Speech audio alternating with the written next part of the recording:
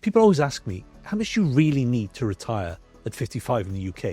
And honestly, it's a great question. After working as a financial planner for nearly 2 decades and helping hundreds of people retire early, I can tell you the answer isn't what most people would actually think. So I'm Gareth Shears, I'm a chartered financial planner here in the UK, and I've helped people like you retire comfortably and make a plan for retirement over the last 18 years as being a financial planner. So in this video, I'm going to break down these 3 things. Exactly how much you need to retire at 55, whether you're actually saving enough right now for it, and a simple step-by-step framework that you can use yourself to work out what your magic number for retirement is. But before we get into those numbers, let me show you the one mistake that everyone makes when they're planning for an early retirement and why that could actually cost them many years of freedom. Okay, so let's get into the big mistake I'm talking about. Your spending and not your savings determine when you can actually retire. Now, most people focus entirely on what they've invested and saved, what they have in their pensions, their ISAs, their cash in the bank, or their just general investments they have around. But here's the actual truth. It's not your savings that determine when you can retire. It's how much you're actually going to spend in retirement is what is the big factor. Now, I see this all the time. People know roughly what they kind of earn each month or year. But when you ask them to tell you what they're actually spending to an accurate figure, most people just have no clue whatsoever. And it's only the ones who run a tight budget who can actually tell you to a close number what they're spending in retirement. But for most of you out there, you probably don't know the number. So if you don't actually know what your lifestyle costs you, how are you going to determine what you need to spend in retirement? Now, in the UK, the average income in retirement for a couple is about $2,200 per month. But to live comfortably and actually really enjoy retirement like you've always planned to do, the Pensions and Lifetime Association say that you need about £3,500 as a couple to retire comfortably and have a good retirement. Now, this does assume you have no mortgage or you're not paying rent as well. So if you add those into the factor, that can be a lot higher. Now, the gap between those 2 figures I gave you is well over £1,000 a month, which is a lot of money. And that's what actually will force most people to continue retiring much later than they potentially need to, because they just don't know their numbers. And from experience, the people who actually retire early are not the ones who earn a lot more money. It's the ones who actually know what their lifestyle costs to live and can then figure that into how they want to retire when they're a bit older. So if you'd like me to personally review your financial plan and help you make a plan for retirement, well, please click the link in the description below or click on the QR code, which will be on the screen for you now. You're probably going to need to pause the screen just so you can make sure you can take a good photo of it. But if you open your camera, scan over the QR code, you will be able to click on a link then to book a call in with me directly. Now, the next key point, how much do you actually really need to retire? Now, here's where we can take some vague goals and turn them into actual real numbers for you to understand. So here's a simple rule you can use. We've all heard of the 4% rule and multiplying by 25, but here's a new one for you. So it's a rule of 375. So this helps you work out what your desired pot needs to be in order to have a certain spending in retirement per month. Now, it's assuming a level of inflation and the 20% tax is potentially paid on your money in retirement. But bear in mind, this is just a guide. It's not an exact science.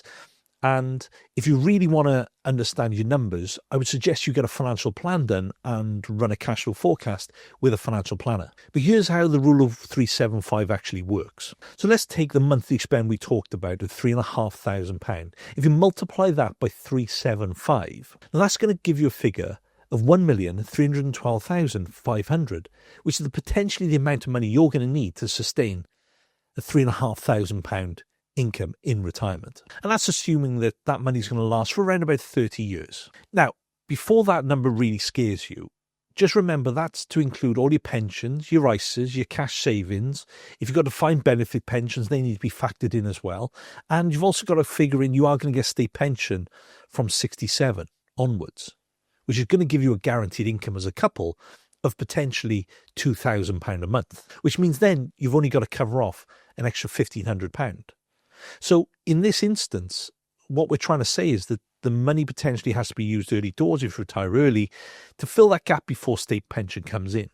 But you just need to factor in all these kind of figures into it. Now, remember, this isn't an exact science. It's more of a reality check of you to understand where you currently are as a couple. It's just supposed to make you conscious of what you need and how much you're going to need to sustain in retirement without kind of just floating through life hoping it will just work itself out. And the next question, are you saving enough now? So once you've got that target number in your mind, you now need to work out, well, actually, am I putting enough away to get to that target or where I need to be? Now, this for me is where awareness really does matter. Now, in my 18 years of financial planning, I've seen this on both sides, people who underestimate and people who've overestimated what they actually need in retirement and where they are. So you need to take a moment now just to write down where you are on this path towards retirement. So have a look at how much you've already saved for retirement. What have you got in savings, investments, pensions, defined benefit pensions, or your defined contribution work pension, any old pensions you've got out there? And maybe property, you've got property, okay, what income is that going to bring you? So get all this onto a spreadsheet. Then look at actually how much you're adding to this each year. How much are you putting more money into savings, investments and pensions? How much is your employer paying into it? And how are those things going up? And what sort of growth are you getting on your investments? Is your money saved in the bank, so you're maybe not quite beating inflation, so you may need to look at that. But just have a look at the numbers, have a look at the projections on where it's growing to. And if this pattern continues, will you reach your goal at 55, 60, 65, or whatever your planned retirement age is? Now, if you're not actually on track with it, don't panic, because at least we now have awareness of where we are and we can start to make some changes. Because remember, every pound we save or invest is just that one step closer to the financial freedom you want to get in retirement. And remember, we're not trying to be perfect with everything we're doing. We're just trying to be intentional and using this money towards the plan for retirement that we want. And then there's this famous saying in business that we use: you can't manage what you don't measure. And this is really relevant in this instance. Okay, and the one you've probably been waiting for, the framework to work out your number and how your retirement potentially looks. So this is the part you may want to pause now and screenshot so that you can actually see the step-by-step way that you can work out your magic number for retirement. So step one, define your lifestyle vision. So before you start crunching any numbers, you need to understand what lifestyle you really want in retirement. Is that going to be more travel, spending more time with family? Is it going to be buying a camper van and driving all around Europe? Or is it going to be a very kind of simple life where you're just going to play golf or see friends and not overly spend a lot more money, but just have a lot more time back? The clearer you have this vision, the easier it's going to be to quantify the number that you're actually going to need in retirement. Now, step two is calculate your spending. Now, this is one we talked about very early on, is that most people actually don't know what this number is. So what I'm going to try and empower you to do now is just start looking at your spending, start to build a budget, have a look at the banking apps. Some of these banking apps will tell you what you spend each month, okay? And my general rule of thumb for spending when you come to retirement then is whatever you're kind of spending now, deduct off your major debt like your mortgage and any kind of loan payments or any savings you're making. And that's roughly where your starting point is going to be for how much you're going to need to spend in retirement. Now you have this number, you need to apply the rule of 375. So you take that monthly expenditure you need, you multiply it with 375, and that's going to give you the rough number you need to be working towards for retirement. Now, like I say, this is not an exact science, but it gives you a basis to work on. Step 4, you need to map your progress. Have a list of all your current savings, investments, pensions, guaranteed incomes from final salaries or guaranteed incomes from potential rental properties, however guaranteed that might be. Then trying to work out how much they will realistically grow by year on year. And be quite conservative with this figure, because we don't want to be throwing in silly numbers that will totally skew the end result. Now you'll be able to see whether you're on track or you're behind. And if you're not on track, you can then make some adjustments to make sure you are on track. Or, like I say to most clients in retirement, if we can't make the numbers fit at the top end, well, maybe we need to reduce the spend in retirement to bring that down and be a little bit more realistic on what we're doing. Or maybe we've got to go into retirement and work part-time, drop the 3 days a week and phase our way into retirement. Because for everyone, it may not just be a hard stop retirement. We may actually need to phase into it and still do some work or consultancy work to get there.